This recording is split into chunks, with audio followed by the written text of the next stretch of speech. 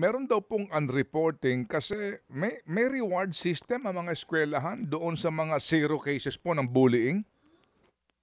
Alam niyo po, 'yan yung ang totoo po, no, hindi naman nasabi sa akin na 'yun yung punot dulo ng problema. Pero maaari pong titingnan po namin kung nagko-contribute po 'yan.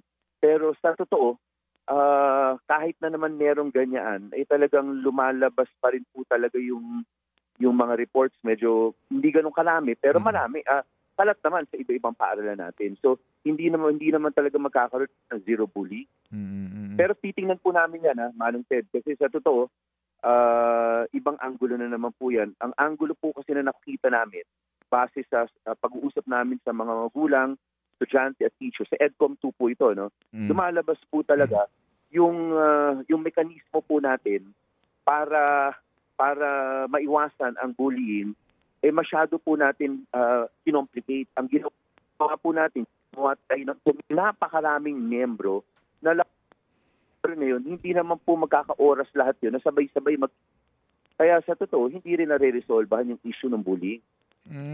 Ito ho ba yung 'di ba ho, meron na sa ilalim po ng naturang batas, Congressman, inoobliga nga po 'di po ba ang mga paaralan na magkaroon po ng kumbaga komite sa paaralan, anong pong tawag dun?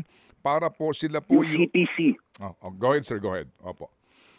yun po yung CPC. Mm. Pero ang nangyari po dyan, nung binuo na po yan sa implementing rule, talagang parang lahat ng stakeholders na lang ay naisama dyan. Tama naman po yan, pero dapat naman tingnan din po natin o tingnan ng Department of Education na yung stakeholders natin, lalong-lalo na pagdating po Mm. sa Mm. DepEd schools natin, yung mga magulang, busy rin po yan. Dahil yung iba naman po talagang either solo parent o parehong Mm. nanay at Mm. tatay nagtatrabaho. Mm. So yung oras po na ibibigay nila para sa committee na yun, CPC, ay Hmm. hindi po talaga mahirap mapagsabay-sabay na mag-meeting Okey. ang lahat para Opo. ma-resolve ng issues. Yun ang sinasabi natin na alisin na po natin yung red tape na yon. Opo, yung Child Protection Committee sa bawat Yes. eskuwelahan.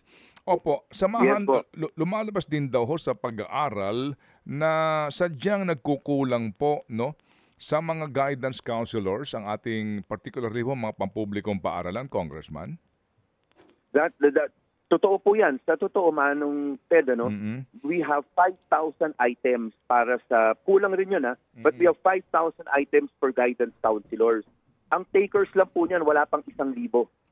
Ang problema po natin, kulang po tayo sa guidance counselors kasi sa dating batas, ang nakalagay po para maging guidance counselor, kailangan may masteral degree ka. Pero Mm. recently, Manong Ted, inamendahan na po natin yan. Mm. Kakapirma lang po ni President BBM ng bagong batas kung saan ay pinapayagan na rin po natin yung magbigay ng counseling yung mga graduates po ng allied courses with behavioral science unit. Kasi Mm. Mm. kulang na kulang po sa Pilipinas ang guidance counselor.